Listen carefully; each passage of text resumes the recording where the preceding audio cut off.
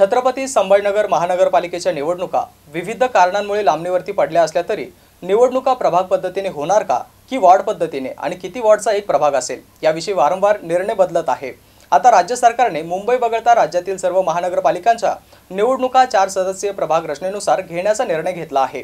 या निर्णयामुळे महानगरपालिका निवडणुकांचा विषय पुन्हा एकदा चर्चेत आला आहे।